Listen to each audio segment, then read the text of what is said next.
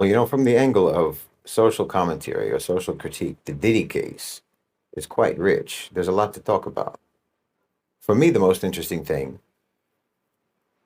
is what is demonstrated on multiple levels about the Western psyche. I mean, whether it's Weinstein or Epstein or Diddy or, say, R. Kelly or Dominique Strauss-Kahn, who everyone forgets about, the predation and the degeneracy of the super rich is always met with disingenuous shock and disgust, while simultaneously, without fail, we're also always told that everyone knew what these people were doing for years. And in fact, I think that most people do understand that this is how the super rich behave. So the shock is not genuine. But if we're being honest, the disgust isn't genuine either. Because in fact, being rich enough to behave this way is precisely why many people want to be rich. The predation and the degeneracy are not peculiarities of the wealthy. The thing that makes them different is that they have the resources that enable them to do it.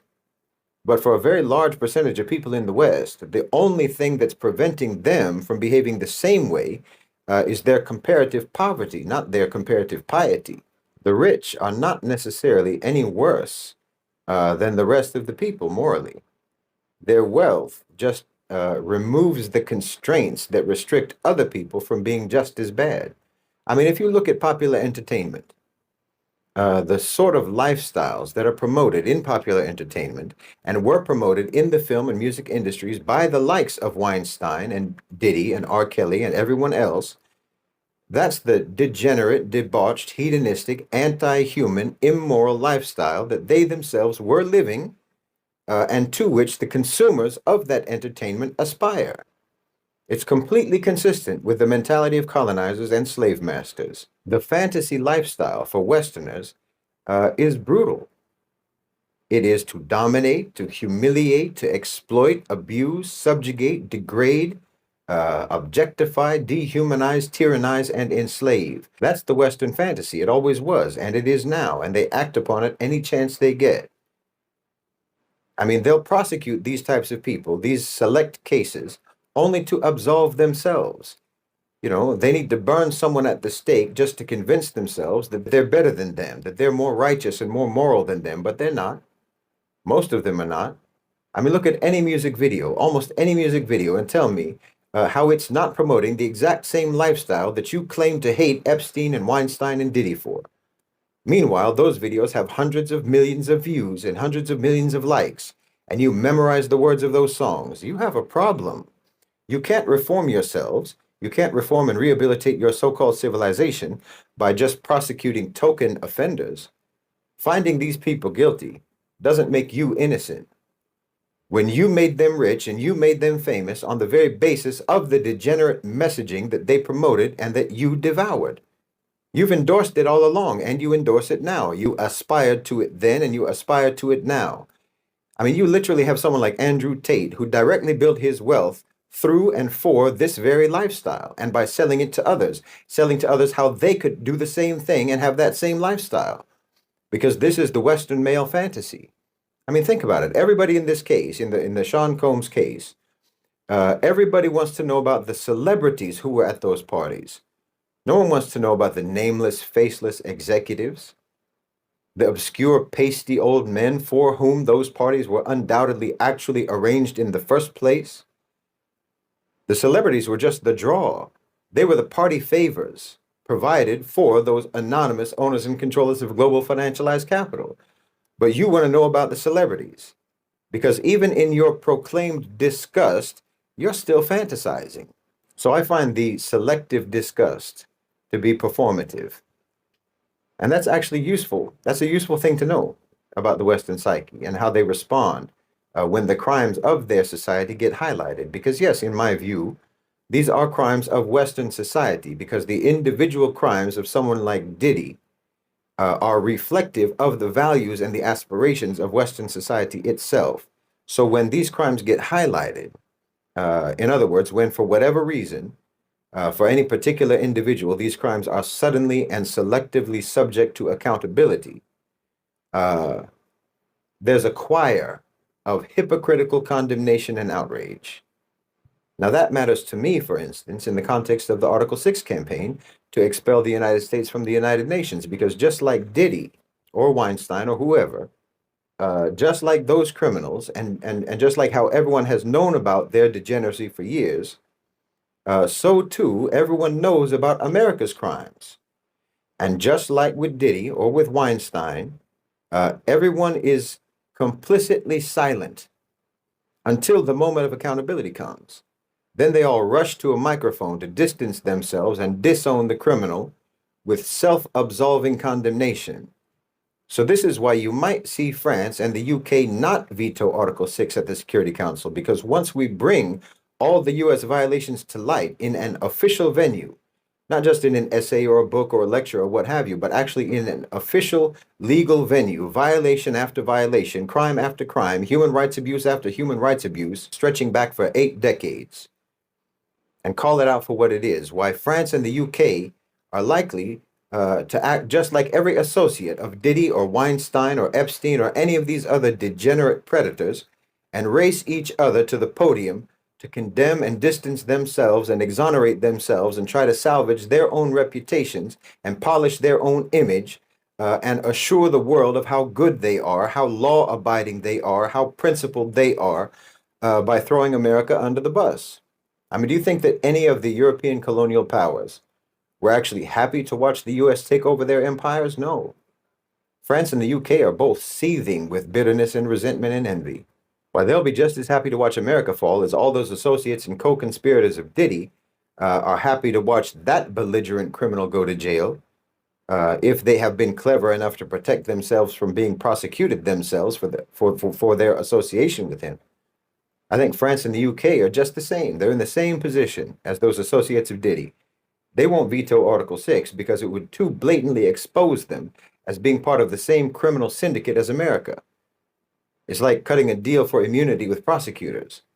This is why it's useful to understand the psyche, because frankly, it helps with analysis and strategizing, to understand the Western psyche, to know who you're dealing with and how they behave. I mean, there are actually so many facets to this story in terms of social critique. Like the fact that, okay, someone like Diddy, and actually most of the artists who were associated with him, were actually mediocre talents at best, with one or two exceptions. But you can literally see people uploading independently on social media today who are immeasurably more talented than these people are, than the people who the industry designates as being top-tier artists. Now, to me, that reflects the financialization of the economy, whereby billionaires are created not by producing, not by creating, not by manufacturing, not by actually making excellent products, but just by manipulation of financial markets. Virtual money, virtual valuation of shares, stocks, what have you. Like I've said before, Elon Musk did not become as rich as he is now by selling Teslas. He got rich through financialization and share buybacks of Tesla to artificially inflate the share price, resulting in his net worth ballooning for no reason whatsoever connected to production or to sales. So in the financialized economy, profit and wealth are disconnected from actually creating or manufacturing products of value. It is unearned money. So it's the same with artists. It's the same. A singer or a rapper or what have you, it's like a Tesla. They're just a financial instrument. Their profile is the source of their profit. Their celebrity is the source of their profit. And it doesn't matter at all whether they have any talent or not. Just like it doesn't matter that there are so many electric cars on the market that are objectively superior to Tesla. Nor does it matter even that electric cars anyway are already absurdities to begin with. No one cares. You only have a company so that you can have shares in that company. Making things is tertiary to the purpose of a company, just like talent and producing quality songs or performances or what have you is tertiary to the purposes of an artist or a performer. Entertainment and art have been financialized. So in other words, the people who are making the most money and who are running those sectors don't care even slightly about quality or producing anything of real artistic value. This is why you have so many celebrities that everyone wonders why on earth they are celebrities when they observably have no talent whatsoever. I mean, the most obvious example, of course, is the Kardashians. who don't even pretend to have a talent. But I mean, you can find countless others among those people who the entertainment industry tells us are the most talented people in their field, but who are painfully mediocre in reality. Well, okay, this is in and of itself corruption. These are people who have built wealth without building value. So it's both corruption and immaturity. It's deceitful and parasitic, and it divorces reward from merit, from work, from discipline, from worth. It's getting without deserving. So you don't go through the development process as a person or as a society that you have to go through to actually deserve reward. That's the maturation process that can actually make you appreciate the reward once you have earned it. It's the maturation process that gives you integrity. Because unearned reward is just the other side of the coin of unaccountability. You know, if you can have unearned reward, then you will also feel that you should not have earned punishment. These are the two sides of the same attitude. Because you gained your wealth and your fame and so on outside the traditional framework of merit, hard work, and talent. So you will also feel that you exist outside the framework of accountability in terms of your wrongdoing. You're someone for whom the rules do not apply, because if the rules applied, well, then you wouldn't even be rich and famous, because you don't deserve that and you haven't earned that by producing value. So you think that the rules don't apply either to your merit or to your demerit. This is very, very Western. So now you have people controlling incredibly influential cultural sectors who don't care in the least about producing quality. These people give you the soundtrack, the reference points, the lexicon, the standards, the style, the attitude, the perspective, the personality, the ambiance that pervades your whole society and culture. These degenerate, deranged, deceitful, diabolical people are like the cinematographers who set the framing of your view of the world. They're the filter of popular culture that's placed over the lens through which you see reality. And it's a very dark and very warped lens. But again, this is your so-called civilization. You know, you have this thing now going around now, I've seen it online, that people openly talk about, what they call yachting, which is nothing but celebrities and models and actors, singers, what have you, literally being paid to fornicate with wealthy men on yachts, basically floating Diddy parties. And no one's offended, no one is outraged. Somehow for you, this is not disgusting. Because the lottery mentality of the West, you all hope to one day be one of those rich men on one of those yachts. Because you just take it as a given that this is the sort of thing that the rich get up to. And the only reason you don't get up to the same kind of debauchery and the same kind of predation as the rich is just because your finances prevent you. Not your morality, your finances. I mean, do you see how this looks to a Muslim? I mean, we see your social media platforms, Instagram, X, what have you, Facebook. These are largely being used just as delivery platforms, directing people to OnlyFans accounts or bookings for prostitutes. Your whole popular culture hypersexualizes women, glorifies violence, condones prostitution, promiscuity, drug use, drinking, pimping, gangsterism, and crime.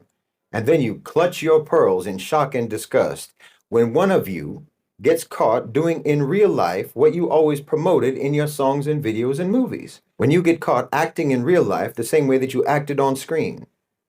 When you get caught living the lifestyle that all of you tell each other is living the dream. Well, it looks to a Muslim like the only thing that you're actually offended about or outraged about is the getting caught part. But then, like I said, you just use those opportunities as a chance to pretend to be disgusted by the behavior of people whom you made rich because they promoted that same behavior in their songs and movies and videos. I mean, why weren't you disgusted by it when it was put to a beat? Why, if Diddy had released tapes of his parties in the form of music videos, his net worth would have tripled, and he probably would have gotten a VMA award.